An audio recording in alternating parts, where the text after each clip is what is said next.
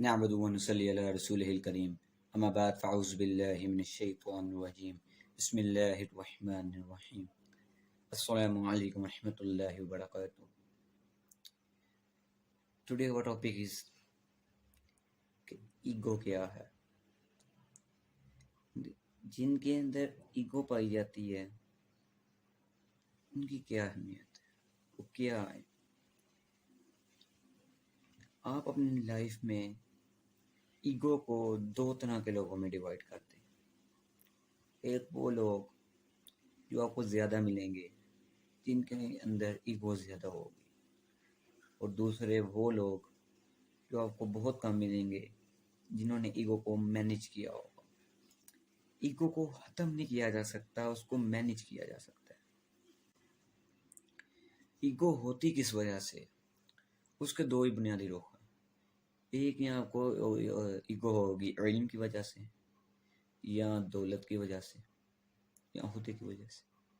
دو کی وجہ سے یہ ہوگی. ان کی وجہ سے ایگو ہوتی ہے.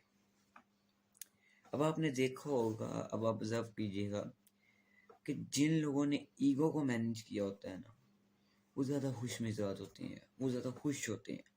ان کی زندگی میں جو خوشی والا فیکٹر ہے وہ زیادہ ہوتا ہے. خود پرست نہیں ہوتے ہیں, غمگین نہیں ہوتے. ان کو ساتھ لوگ بھی اچھے اخلاق سے پیش آتے ہیں, اچھے اخلاق کے مالک ہوتے ہیں. اور دوسری طرف جن کے اندر ایگو زیادہ پائی جاتی ہے وہ خود پرست ہوتے ہیں, اپنی سوچتے ہیں, دوسروں کا کوئی میٹر نہیں کرتا. دولت مند تو غریب کو اس کے لیے کوئی میٹر نہیں کرتا. پریشانی زیادہ ہوگی. اگر آپ ایگو کو اسٹڈی کرتے ہیں, اور آپ اسٹڈی کریں تو اگر آپ اس کو دین سے ریلیٹ کرتے ہیں, دین اسلام سے ریلیٹ کرتے ہیں, تو آپ کو پتہ چلے گا کہ جو عبادات ہے ان کا جو مقصد ہے, ان مقصد میں سے ایک مقصد یہی ہے کہ انسان کی ایگو ختم ہو جائے. ان عبادات کا ایک مقصد یہ بھی ہے کہ انسان کی ایگو ختم ہو جائے, ایگو مینیج ہو جائے. کیسے؟ دیکھیں, جب آپ حج کرتے ہیں تو ہر انسان نے ایک طرح کا لباس پہنا ہوا, ایک رنگ کا لباس پہنا ہوا, سفید احرام. وہ بادشاہ ہے, وہ فقیر ہے, وہ مڈل کلاس ہے, وہ محل میں رہنے والا ہے, وہ جھونپڑی میں رہنے والا ہے, وہ 4 مرلے گھر میں رہنے والا ہے, جیسے مرضی ہے, ایک جیسا لباس پہنا ہوا ہے. تو کدھر گئی اس انسان کی؟ حج کے موقع پر جو آپ سر منڈواتے ہیں, اس سر منڈوانے والے کی ایگو کہاں گئی؟ حج کے موقع پر جو آپ طواف کرتے ہیں, خانہ کعبہ کے ساتھ چکر لگاتے ہیں, تو کدھر گئی آپ کی؟ اسی طرح اگر آپ اس کو نماز سے ریلیٹ کریں تو نماز میں جب آپ سجدہ کرتے ہیں تو کدھر گئی آپ کی؟ اور سجدے میں آپ 2 چیزیں لگاتے ہیں سر زمین پر, ایک سر, ایک ناک. سر مین ماتھا لگاتے ہیں. اور آج سائنس کہتی ہے کہ جو دماغ کا فیصلہ کرنے والا کمپارٹمنٹ ہے, جو حصہ ہے, وہ بالکل ماتھے کے پیچھے ہے.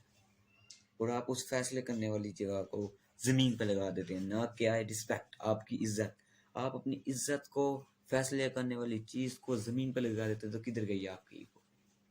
کدھر گئی آپ کی نا؟ اتحیات کی حالت میں کدھر گئی آپ کی نا؟ ہاتھ باندھ کے جب اللہ کی بارگاہ میں کھڑے ہوتے ہیں تو کدھر گئی آپ کی؟ تو ہی خالق و مالک ہے. تو کدھر گئی جس کے پاس ایگو تھا, کدھر گئی اس کی ایگو؟ دین کی عبادت کا جو مقصد ہے ان میں سے ایک مقصد یہ بھی ہے کہ آپ کے اندر سے ایگو کو ختم کیا جائے, ایگو کو مینیج کیا جائے. روزہ جب آپ رکھتے ہیں, بھوکا پیاسا رہتے ہیں, تو آپ کیا کرتے ہیں؟ اپنے نفس پر لگام ڈالنا سیکھتے ہیں, کنٹرول کیسے کرنا ہے. تو کدھر گئی آپ کی ایگو؟ کدھر گئی آپ کی نا؟ آپ دین کے علاوہ کسی بھی مذہب کو دیکھ لیں تو تمام مذاہب جو عبادات ہیں ان کا مقصد ایک میں سے یہی ہوگا کہ آپ کے اندر سے ایگو ختم کی جائے. جب آپ مسجد میں جاتے ہیں تو چند ایک کے علاوہ سب کے ساتھ جھکے ہوتے ہیں ادب سے. کدھر گئی آپ کی ایگو؟ مسجد نبوی میں جاتے ہیں تو آپ لوگوں کے ساتھ جھکے ہوتے ہیں ادب سے, بس دعا شن مانگنے کے لیے اوپر اٹھاتے ہوں گے, ویسے نیچے جھکے ہوں گے ادب سے. کدھر گئی آپ کی ایگو؟ چرچ میں جاتے ہیں, سر جھکے ہوتے ہیں, کدھر گئی آپ کی ایگو؟ گردوارے میں جاتے ہیں, مندر میں جاتے ہیں, کے اندر سے ایگو کو تو ختم کرنا چاہتے ہیں سب. تو کس چیز کی ہوا ہے آپ لوگوں کے اندر؟ آج کل لوگوں میں بہت زیادہ ایگو ہے. بھائی کو نہیں بلاتا, والد بیٹے میں ناراضگی ہے صرف ایگو کی وجہ سے. میں بڑوں میں چھوٹوں, آج ایگو نے معاشرہ خراب کر دیا. تو کیا ہے ایگو؟ کدھر گئی آپ کی ایگو؟ اسلام میں ایگو کا کوئی کانسیپٹ نہیں ہے. ایگو کو مینج کر سکتے ہیں آپ. امید آپ لوگ کو سمجھ آ گئی ہوگی.